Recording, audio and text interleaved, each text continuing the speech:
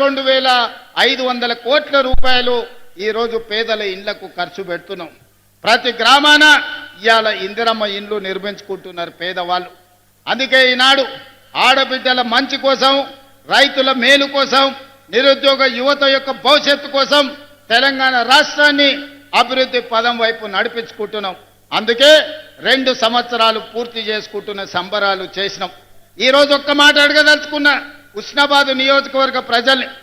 ఒక పక్కన గజ్వేల్ ఉంది మీకు, ఇంకో పక్కన సిరిసిల్ల ఉంది, ఆ పక్కన సిద్దిపేట ఉంది. ఈ 3 నియోజకవర్గాలల్లో దేవుళ్ళు ఏమన్నా పరిపాలిస్తుర్రా?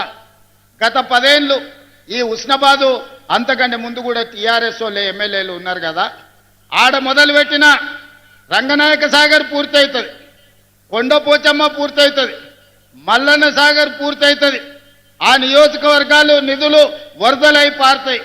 కానీ హుస్నాబాద్లో మొదలుపెట్టిన మీ గండిపల్లి రిజర్వాయర్ కానీ, గౌరెల్లి రిజర్వాయర్ కానీ ఎందుకు పూర్తి చేయలేదో ఆలోచన చేయండి. కానీ కేసీఆర్కు సెంటిమెంట్ హుస్నాబాద్. సతీష్ బాబు మావోడే, మా ఇంటి మనిషే, ప్రచారం ఇక్కడి నుంచే మొదలు పెడతా అన్నాడు.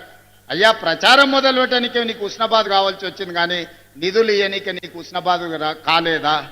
ఈ ఆదర్శ గ్రామం అని ఒకటి తీసుకున్నావు, దానికి ఏం చేసినావు అని నేను అడుగుతున్నా.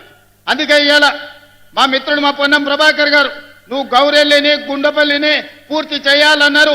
ఎన్ని నిధులైనా ఇచ్చి తొందరలోనే మీకు గౌరెల్లి రిజర్వాయర్ పనులన్నిటినీ పూర్తి చేపించే బాధ్యత ఈ ప్రభుత్వం తీసుకుంటుంది, కాంగ్రెస్ పార్టీ తీసుకుంటుంది. అదేవిధంగా మీ ఎమ్మెల్యే గారు చాలా ఇచ్చినా ఇంకేం ఆడాడు అనుకొని వచ్చిన. మీకు కాలేజీలు ఇచ్చినా, యంగ్ ఇండియా ఇంటిగ్రేటెడ్ స్కూళ్ళు ఇచ్చినా, మీకు రోడ్లు ఇచ్చినా, చాలా ఇచ్చినాక మా పొన్నమన్న సంతోషంగా ఉంటాడు అనుకున్నా. అది అయిపోయింది, ఇచ్చింది అయిపోయింది, మళ్ళీ ఏం చేస్తావో చెప్పని మళ్ళీ కొత్త కాగితం ఇచ్చిండు. దీంట్లో చాలా ఉన్నాయి.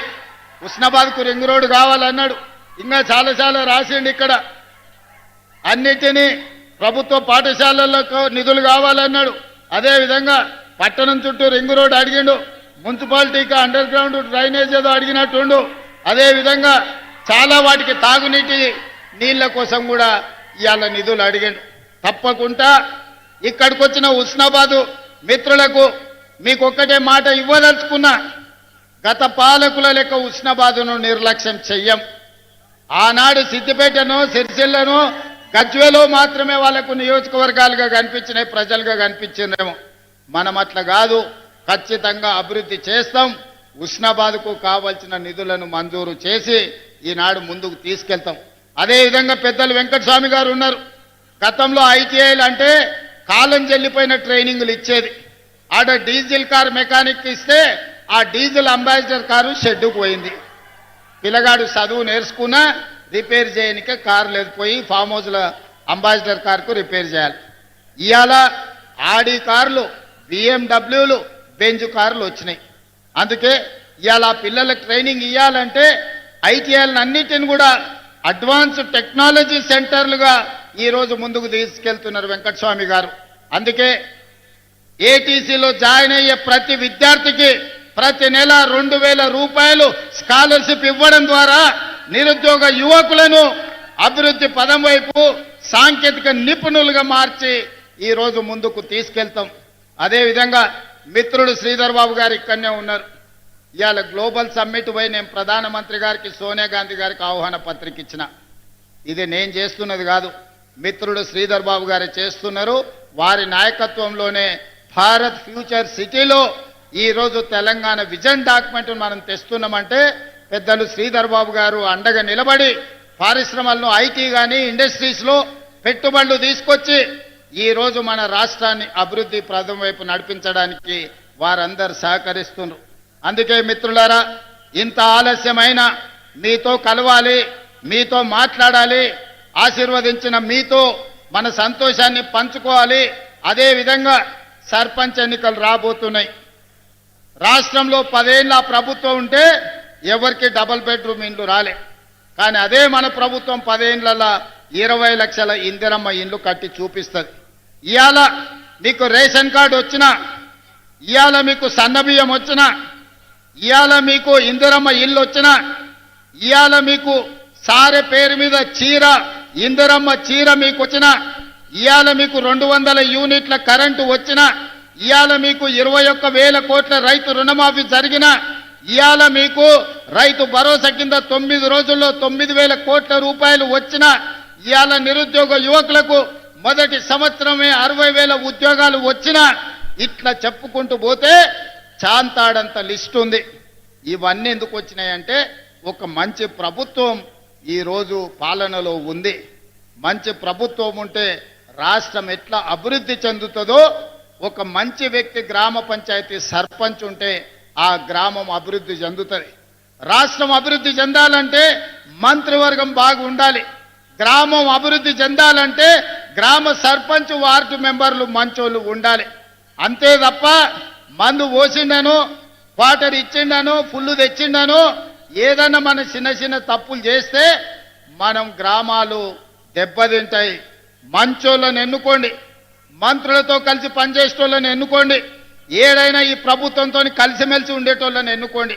కాళ్ళల్లో కట్టెలు పెట్టేటోడు ఉంటే వానికి రాజకీయంగా పనికొస్తుందేమో కానీ మీ గ్రామ అభివృద్ధికి నిధులు రావు. అందుకే ఈడున్న యువమిత్రులను 10 ఏళ్ళు రాజకీయాలు పక్కన పెట్టండి, మన సమస్యలను పరిష్కరించుకుందాం.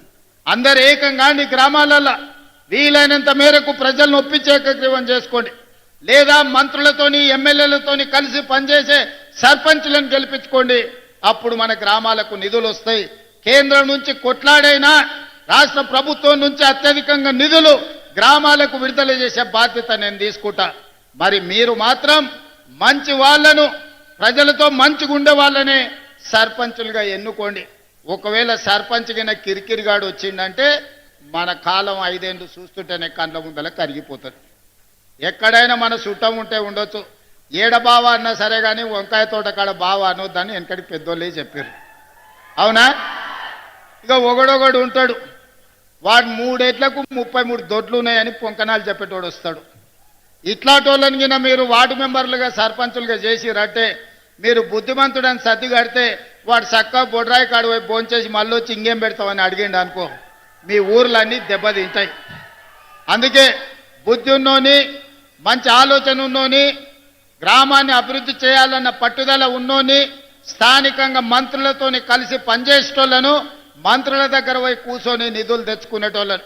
ఇవాళ ఉస్నాబాద్కి ఎందుకు వచ్చినాయి నిధులు? పొన్నం ప్రభాకర్ ఎమ్మెల్యేగా ఉన్నాడు, మంత్రిగా ఉన్నాడు కాబట్టి ముఖ్యమంత్రి దగ్గర వచ్చి కూర్చొని కొట్లాడి నిధులు తెచ్చండి. రేపైనా మీ గ్రామాలకు నిధులు రావాలంటే ఆ సర్పంచ్ ఎమ్మెల్యే దగ్గరనో మంత్రి దగ్గరనో కూర్చొని ఈ ప్రభుత్వంలో నిధులు తెచ్చుకోవాలి. మంచిగా అడిగితే నిధులు వస్తాయి, మాట్లాడితే నిధులు వస్తాయి, మన సమస్యలు చెప్పుకుంటే నిధులు వస్తాయి. తద్వారా మన సమస్యలు పరిష్కారం అవుతాయి, గ్రామాలు అభివృద్ధి చెందుతాయి.